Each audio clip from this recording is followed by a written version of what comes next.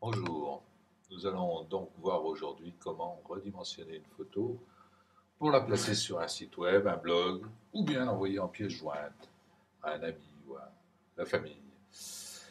Nous sommes en présence d'une photographie d'une assez grande dimension. Comme vous pouvez le constater, le document pèse plus de 28 mégaoctets, ce qui veut dire que, évidemment, on ne pourrait pas l'utiliser sur un site web ou bien l'envoyer en pièce jointe. Beaucoup trop lourde pour ça.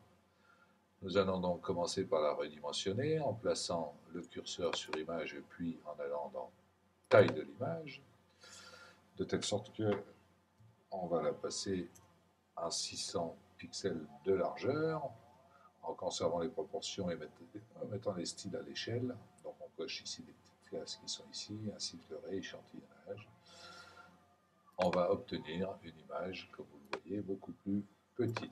Mais pour qu'elle garde toute sa qualité, malgré tout, il suffira désormais de l'enregistrer à l'aide de ce menu, enregistrer pour le web et les périphériques. Voilà. Et ici, vous constatez que notre image ne pèse plus que 124 kilooctets, 125 à peu près. On peut ici régler évidemment le type d'image, c'est-à-dire son type de fichier, JPEG, GIF, PNG, etc. L'idéal étant JPEG, bien entendu. On peut régler la qualité, faible, moyenne, élevée ou supérieure, ce qui modifiera le poids de la photo, évidemment, à chaque fois. Hein. Voilà, garder un échantillonnage progressif. Et puis, ici aussi, on peut augmenter ou diminuer la qualité. Voilà. Bon, ça cache, on le laisse sans, flou, évidemment pas.